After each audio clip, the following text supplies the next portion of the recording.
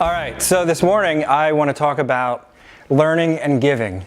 And this comes from a little bit of what we talked about on Friday morning, just a little thoughts from that. And then also was sparked by a conversation I had with an individual who was saying he gets bored in life. There was nobody here, but he was saying he gets bored.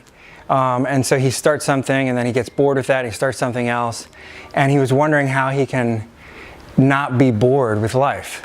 And I was thinking about that this weekend, and I was thinking the only thing that really brings true meaning is investing in people and like the relationships that we have. And so if you're purely doing things for yourself that don't involve people, eventually they're going to get boring. So I can go out and buy that nice bike, but eventually I get used to that bike and it becomes a little bit boring. Or I can go buy a nice car, but eventually that car is my car and it gets a little boring. Or I can go start something, I can do this, I can do that. All the things you can do will get boring unless there's people in them. Because people are dynamic, relationships are real, things are happening, there's constant change. So that's what I'm talking about this morning. So learn and give. Why we need others in our life to help us grow and make life meaningful. So 3 things I'm going to cover today. To learn and give, we must be the kind of person that has something to learn and then go learn it. Number 2, be the kind of person that has something to give and then go give it. And 3, which kind of, you could almost put at the front of this, but I just kind of put it at the end, is understand our own strengths and weaknesses. Understanding our own strengths and weaknesses makes it possible to know what we need to learn, also makes it possible to know what we have to give. And if you guys remember, I think at one of our dream teams, we talked about our strengths and our weaknesses. So let's start with the first one. Be the kind of person that has something to learn and then go learn it. So the first thing is you have to realize, I have to realize that I need to learn from others to grow. Like I have to have that desire. If I don't want to learn from others, I'm not going to go learn from others. I'm going to be the kind of guy who thinks I have everything figured out.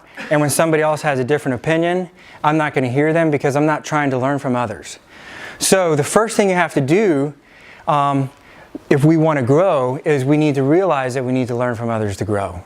It's impossible to learn from yourself, really. I mean, you can through experiences and some of those things, but you're going to only bring what you already know to the table. But if you bring other people in, you can learn so much more. So if we can realize that I need to learn from others to grow, we'll have the desire to learn from others to grow. Then second, I need to know what it is I want to grow in. So this kind of goes back to the strengths and weaknesses, but what is something that you want to learn? What is something that you want to get good at? Is it relationships? Is it a skill? Is it some kind of knowledge? Whatever it might be, you have to have a goal. Because if you don't have a goal, you're just kind of not really learning anything from anybody because you're not actually being intentional with the conversations you have with people. I've talked about this before, but with my business mentor, Jim, whenever I meet with him, I take a couple hours of preparation and I write down questions, and my questions are designed to get to know something from him, to get to know him and to learn from him. Because there's certain things I want to learn from Jim. And that's why I meet with Jim, because I realize if I want to grow, I need to learn from him. And if I want to grow in something, I have to have an idea of what it is I want to grow in. The very first time I met with Jim, I just showed up with no questions. I just showed up. I was like, teach me. He was like, well, what do you want to learn? And I was like, I don't know. I was pretty embarrassed by that first meeting. I was scrambling through that first meeting because I was like trying to think on my feet. Like, what do I want to learn? What do I want to ask him? So that first meeting I learned from, and I went back home and I prepared for the next meeting. And by the time I showed up at that next meeting, I had a list of questions that we never made it through. And every time I meet with him, that's how it is. I have a list, and we'll sit there for 2 or 3 hours, and I'll just go over things because I'm prepared and I want to learn. And so I'll ask a question, and then I'll ask another question, and I'll just keep drilling in because I'm trying to learn something. So I know what it is I want to learn, and so I go after it. So if we want to be the kind of person that has something to learn, we need to know what we want to learn. And then third, this is a hard one right here. I need to find the person who can help me grow. How many people have maybe tried to find somebody who would be like a mentor or meet with them and just kind of had a hard time finding somebody? I have. A couple people. It's kind of hard and intimidating because maybe the person you want, you're like, I could never get that guy to meet with me. I could never be the kind of guy that he'd want to learn or he'd want to teach and, you know, help me learn. Sarah helped me like crazy on this third point. Again, back to Jim Zimmerman. He was my first like business mentor, and I respected him. I looked up to him. He has a large company. He's like passionate about missions and changing people's lives. And I was like, man, if I could meet with him, he'd be the man. But oh man, like why would he want to meet with me? And Sarah's like, well, you have nothing to lose. Go ask him. And the most he can say is no. And I was like, it was scary, but I picked up the phone and I gave him a call. Very scary. For some reason, it was very intimidating for me.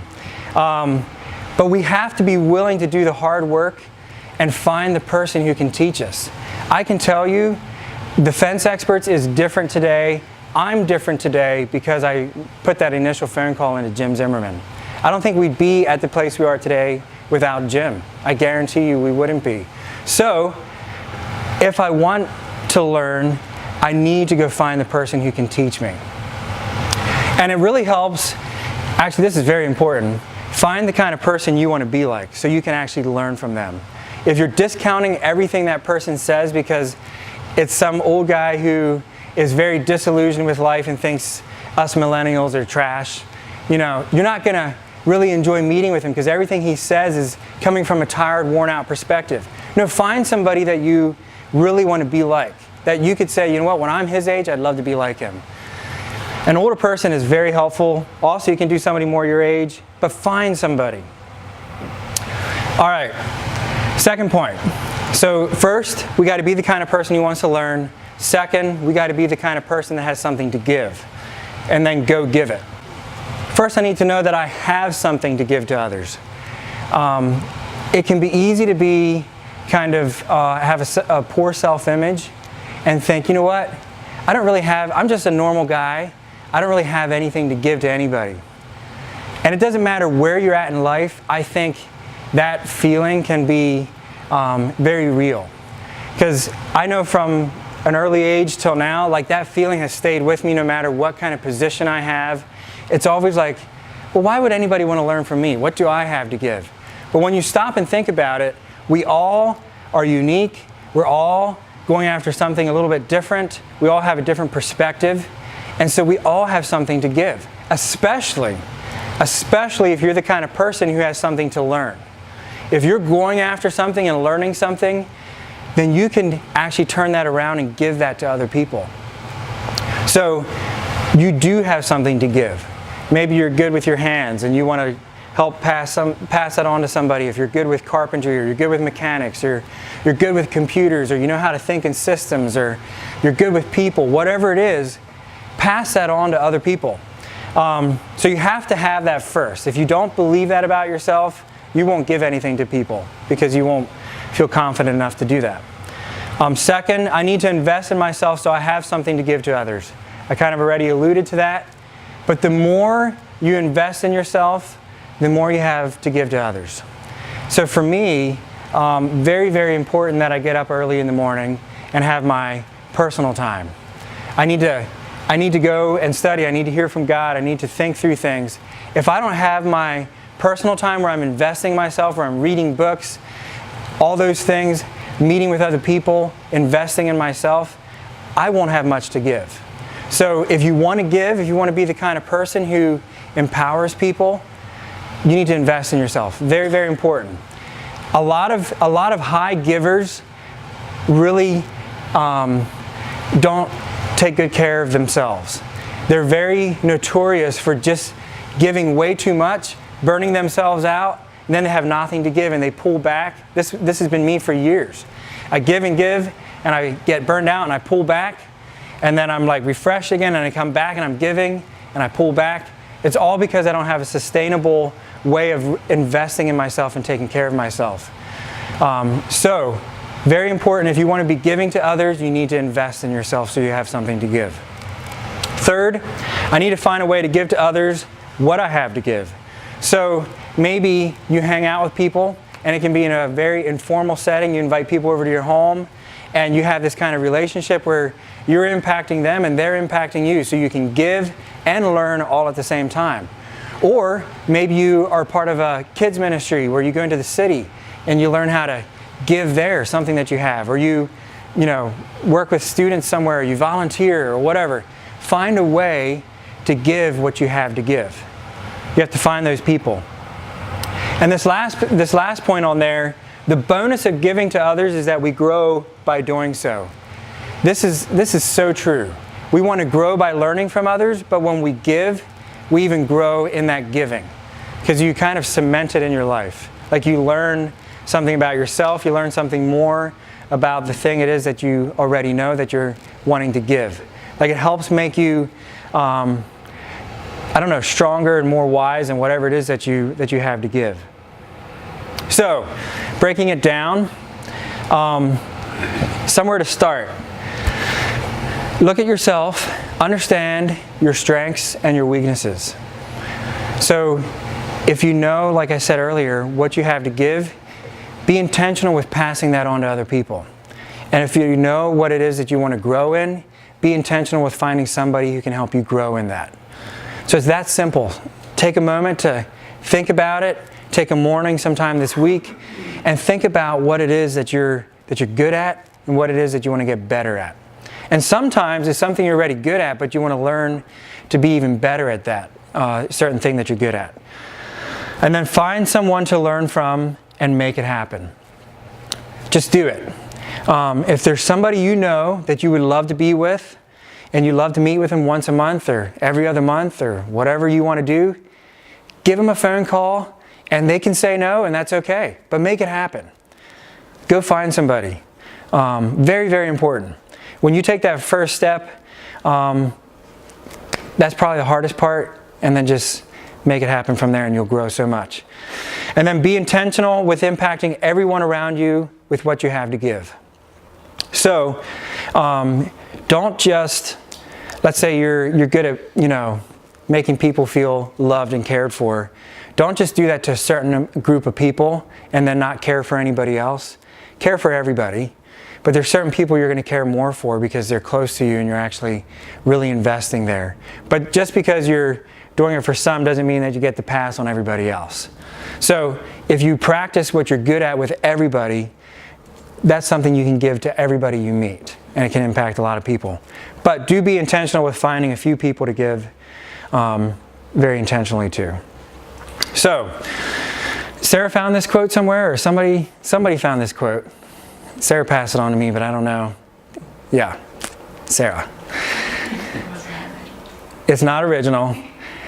I am the same person in 5 years from now, except for the books I read and the people I meet. Basically, if you don't have input from other people, you're not going to grow. You become more and more narrow-minded, more and more set in your ways, and harder to be around. So, nobody here is like that, and let's not be like that. But I am the same person in 5 years from now, except for the books I read and the people I meet, or the people I allow to impact my life. So I was really challenged. I was meeting with my SCORE mentor group. I have a kind of a group of advisors that I meet with about once a month. And one of them said a certain idea. And instantly, I shot the idea down because I had thought it through before, and I was like, that's a bad idea, it didn't work out. And I just shot it down in the meeting. And as I was thinking through that meeting, I was like, you know what, Jason? Maybe you had thought about that, but you had thought about it from your one perspective. What if I would have said, well, that's a good idea, but here's the problem I ran into. Is there a way around it? And let all of those 5 people at that meeting help me think through that. We might have found a solution to that problem. But because I said, oh no, that's not a good idea, I wasn't going to find a solution. I was not allowing them to impact me. So just meeting people was not enough. actually wanting to learn from them is what you're going to need. So don't get stuck in life. Choose to learn from and teach others. So if you don't want to be stuck, make that intentional decision to learn from people and to teach other people.